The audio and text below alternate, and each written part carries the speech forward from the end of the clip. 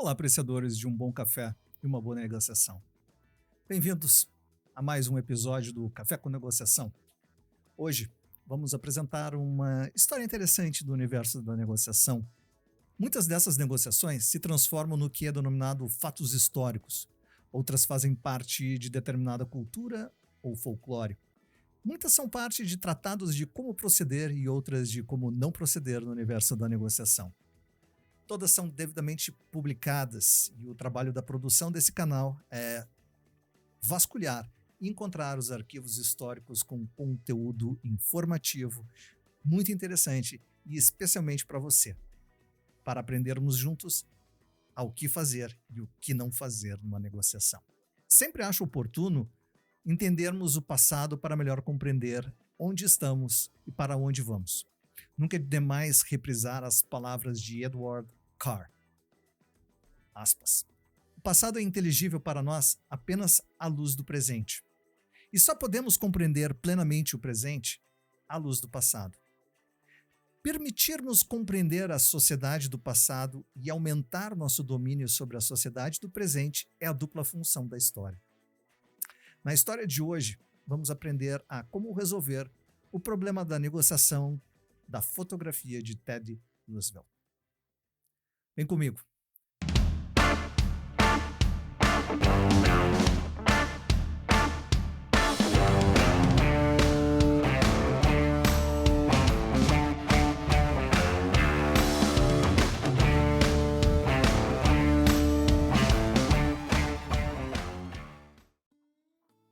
O ano era 1912 e Theodore Roosevelt aproximava-se do fim de uma dura campanha presidencial, sabendo da divisão provocada em seu eleitorado face à criação do novíssimo Partido Progressista, causada pela cisão no seu Partido Republicano.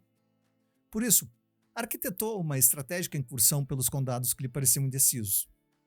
Em cada parada, ele planejava conquistar os votos da multidão distribuindo um elegante panfleto com seu retrato presidencial na capa. Na parte interna, constava um dos seus discursos mais comoventes naquela época, o conhecido Confissões de Fé. Cerca de 3 milhões de cópias foram impressas e prontas para serem distribuídas, quando então um assistente da campanha notou uma pequena linha sobre a fotografia de cada folheto que dizia Estúdio Moffett, Chicago. Evidentemente que informava a propriedade intelectual da fotografia. Pelo fato dos direitos autorais pertencerem a Moffett, o uso não autorizado da foto poderia custar à campanha pelo menos $1 por reprodução na época dos fatos. Portanto, evidentemente que cada integrante do comitê rapidamente pôde fazer as contas e entender o tamanho do estrago econômico que isso causaria à campanha. Além, evidentemente, do abalo de imagem do candidato à presidência. Sem tempo de reprimir o folheto, o que o comitê da campanha deveria fazer para resolver esse problema? Eis o dilema colocado na mesa de todos os integrantes da equipe de Theodore Roosevelt.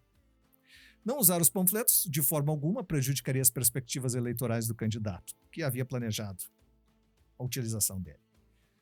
Se fossem em frente, utilizando o panfleto na situação que se encontrava, evidentemente que o escândalo poderia estourar muito próximo da eleição, e o comitê da campanha seria responsabilizado por uma quantia inacessível. Portanto, os colaboradores da campanha rapidamente perceberam que teriam que entrar em um processo de negociação com o Moffett, e pesquisas foram feitas por seus agentes diretamente de Chicago. As notícias que vieram não eram nada satisfatórias. No início da carreira, Moffett teve um potencial artístico reconhecido, no entanto, passava por uma fase de declínio com o aumento da concorrência profissional. Agora Moffett estava em dificuldades financeiras e se aproximava amargamente de uma aposentadoria com um foco obstinado em dinheiro. Desanimados, os funcionários da campanha abordaram o gerente George Perkins, ex-sócio da JP Morgan. Após escutar cuidadosamente a narrativa apresentada, Perkins não perdeu tempo em chamar sua estenógrafa para enviar o seguinte telegrama ao Moffett Studios. Aspas. Estamos planejando distribuir milhões de panfletos com a foto do Sr. Roosevelt na capa. Será uma grande publicidade para o estúdio cuja fotografia usarmos.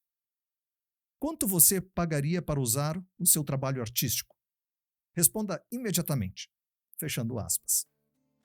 Logo em seguida, Moffett, lendo o telegrama, responde, aspas, nós nunca fizemos isso antes, mas dadas as circunstâncias, teríamos o prazer de oferecer $250. Fechando aspas. A história conta que Perkins aceitou sem barganhar. Aqui, nós obtemos um contorno de uma aula sobre o processo de negociação e seus limites éticos e morais. E muitos podem questionar a abordagem maliciosa de Perkins e levantando questões sobre a ética na negociação.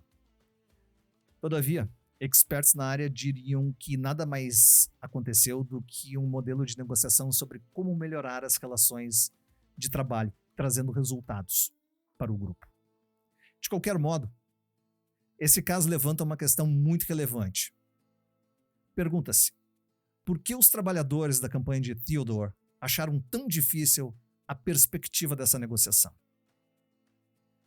Muitas respostas podem vir dessa pergunta e a que mais salta aos olhos era a falta de aptidão da turma toda em ver o que Perkins percebeu imediatamente.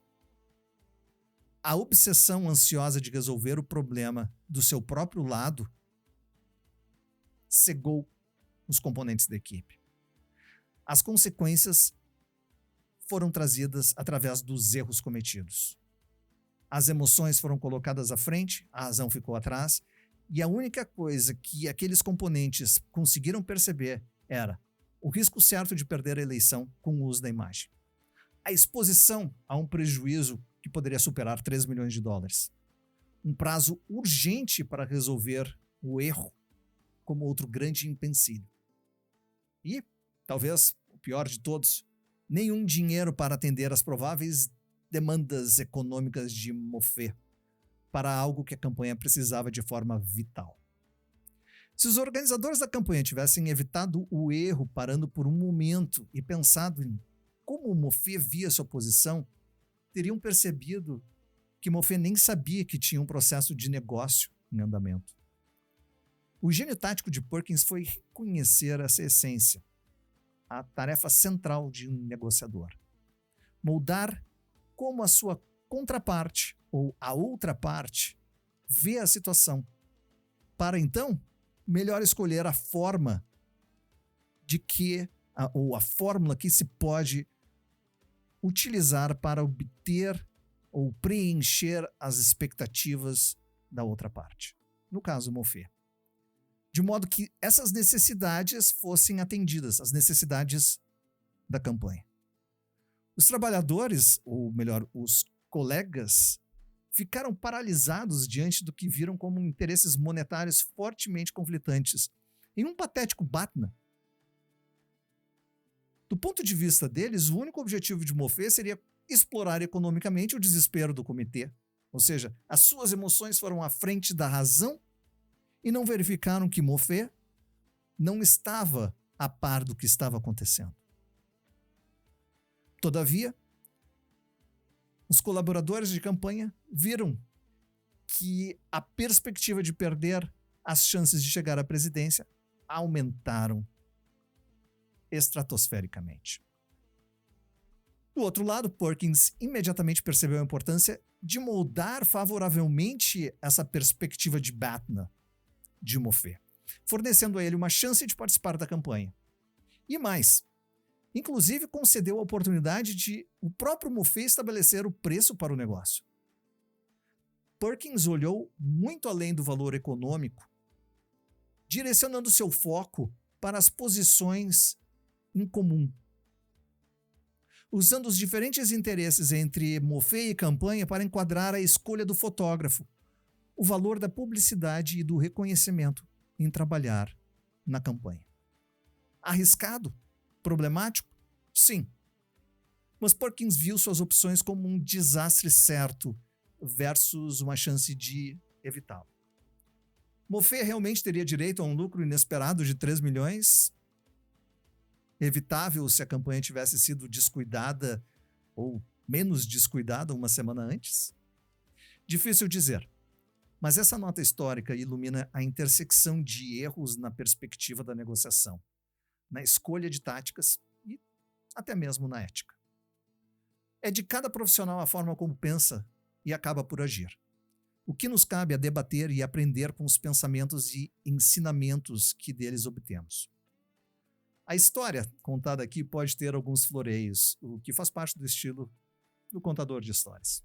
Contudo, em sua essência, no seu cerne, existe uma lição sobre perspectivas na negociação. E é isso que nós gostaríamos de deixar sublinhado aqui. Perspectivas na negociação para a criação do Batman.